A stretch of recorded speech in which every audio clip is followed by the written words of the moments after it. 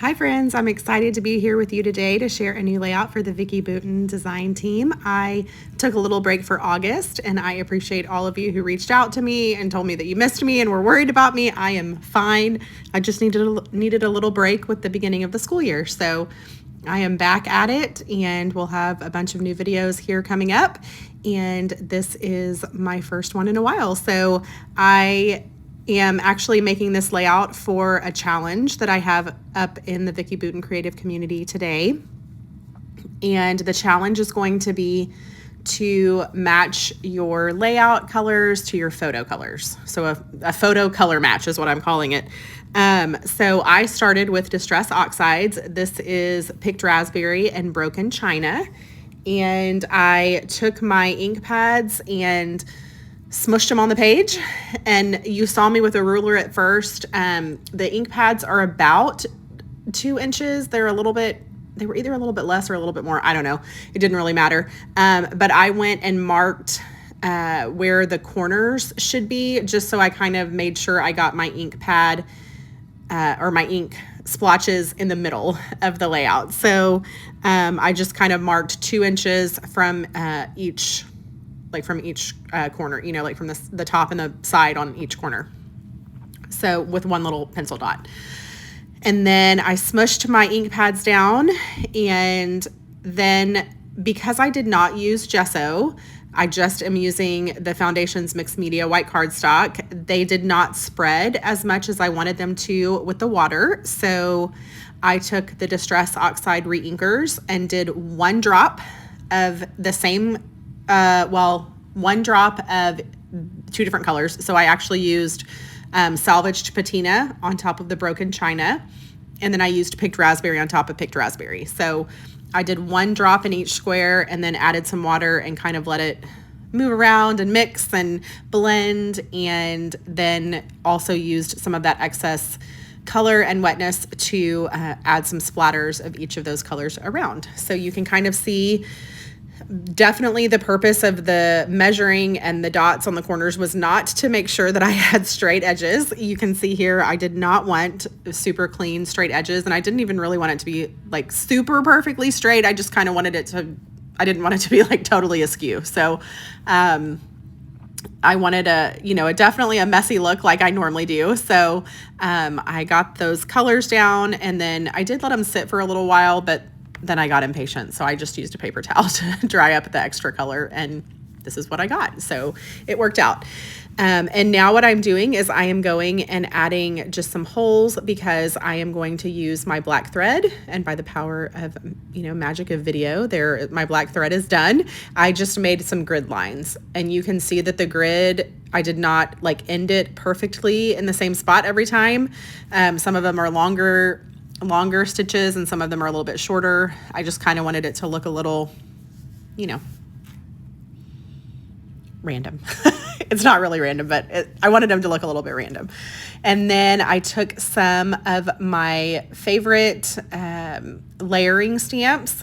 These are just some stamps. I actually, they're not fancy stamps or even probably very good quality stamps, but they are great for layering and creating sort of varied looks on mixed media backgrounds.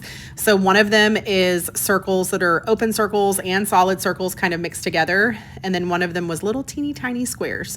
So that are kind of also in a grid pattern. So I stamped those in the same colors, tone on tone, with the broken china and the picked raspberry. And then I did break out some of my Vicki Boutin stamps from Bold and Bright, I think that's the collection that those are from. And I used just the splotchy looking one. There's one that looks like a paint splotch or an ink splotch. So I used that, and then I used an open circle. So you will be able to see that stamping a lot better in the close-ups. But I just kind of wanted them to be random. I did not measure or make sure anything was even or anything like that. I just was kind of trying to balance the layers around the edge. I knew most of the color in the middle would be covered up with layers of patterned paper and my photos and all of that. So I just kind of wanted to go around the outer edge with some stamps. So I did that, and now I am bringing my photos in, and you can see that my photos, this is 2 photos of my daughter with her BFF, Layla, as she always calls her my BFF. So this is Layla and Ruby Jane, and we were getting snow cones one day this summer, and at our snow cone shop, they have some just really cute, it's like a snow cone shop that's in a trailer, and it's just kind of like on a piece of property, but they have really cute places to take pictures and lots of different things. So I got some really cute photos this day, but I loved the side of one of the buildings, one of their like storage trailers says chill out, and it has these white and turquoise stripes, and then they were both wearing like pinks and turquoise colors.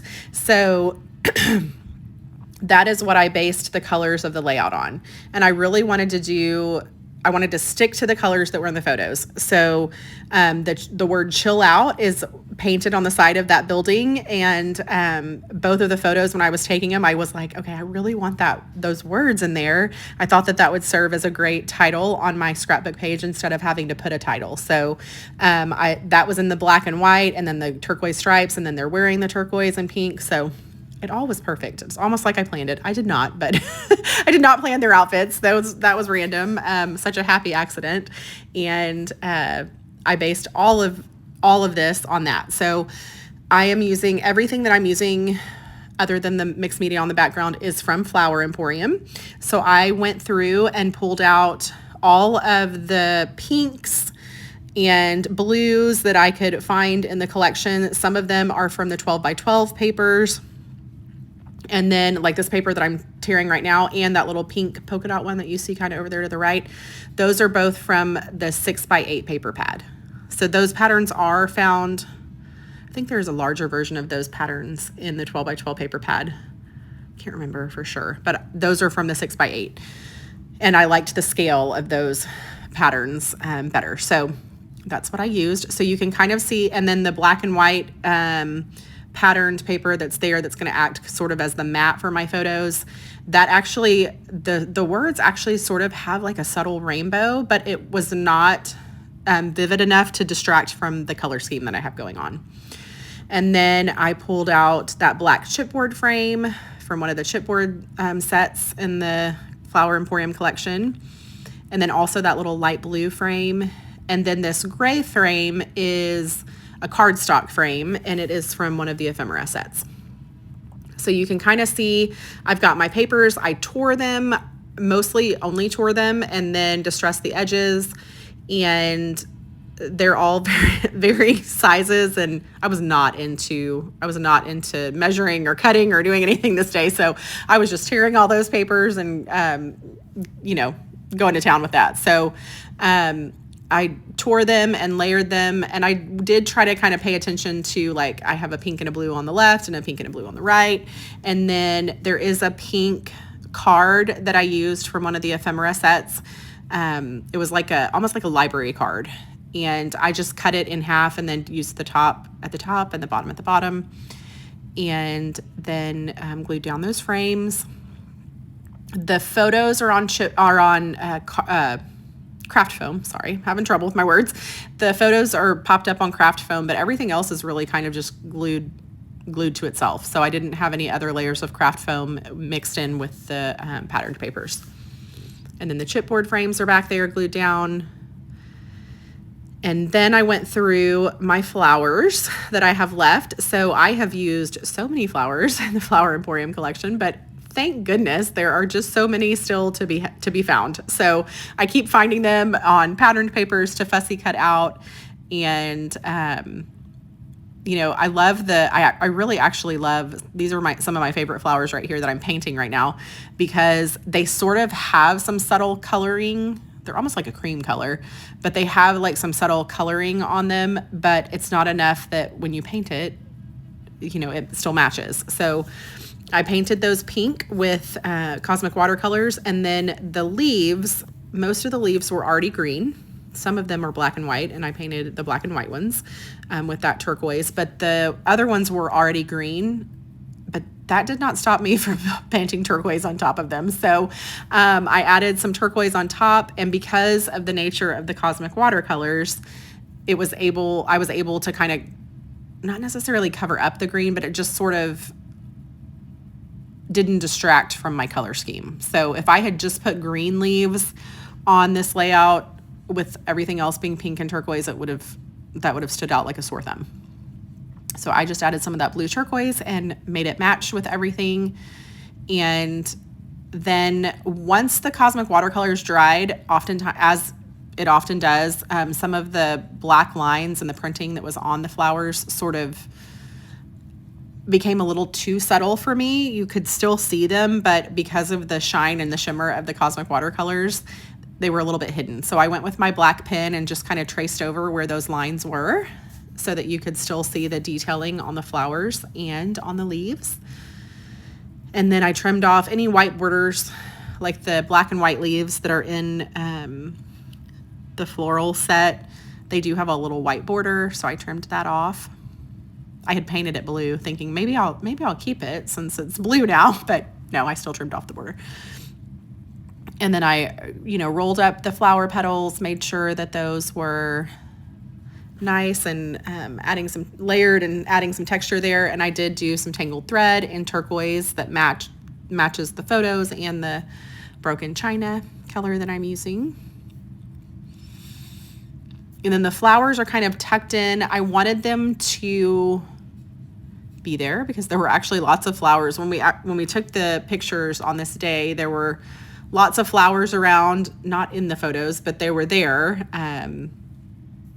And I wanted the flowers to be included on the layout, but I didn't want them to be the main. Most of the time when I add flowers, I want them to be the main thing, but because I love flowers so much. But on this layout, I really just wanted the colors to stand out. So because I wanted them to really draw out the colors in the photos. So I tucked the flowers mostly behind the layers of patterned paper, and where I had already glued and couldn't fit the flowers back behind there, I just kind of trimmed off the edge of the flower and tucked it under.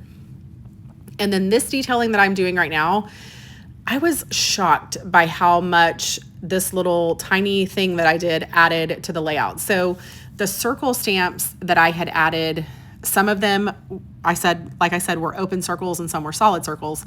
Well, I went with my black pen and I felt like I was just needing to sort of balance that black frame a little bit more. I did that with some layering.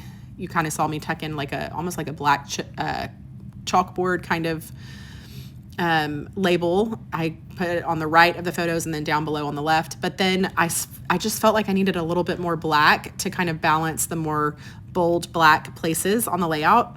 And so I went and traced some of those circles roughly, like not very precisely. I did it real fast. I just kind of went around and made little circles around the places where I had stamped the circles, and it made it, for me, in my mind, it made a big difference on the layout. So you can see in the close-ups what you think, but I loved how that looked. And it was sort of like an afterthought that was a happy accident. So it was a good thing. And then I added my journaling lines and journaled a little bit about the day. And now I'm going to take some pink half pearls and crystals, and then also some turquoise ones that I'm going to glue around in clusters around the flowers. And then, of course, I added pops of color in both the pink and the turquoise to embellish those flowers, and then to embellish or just kind of around the clusters. And then I have some close-up video so you can see all of the details on the layout. And I love how this turned out. I really, really loved these photos. They made me feel so happy when I looked at them. And so creating this layout around that color scheme, I enjoyed every second of it. So this is one of my favorite layouts I've made in a long time. So I hope you enjoyed the process. I hope you will check out the challenge in the Vicki Boutin Creative Community over on Facebook and participate in the color match challenge or photo match challenge. And I will see you soon. I have another layout coming up tomorrow. Bye, friends.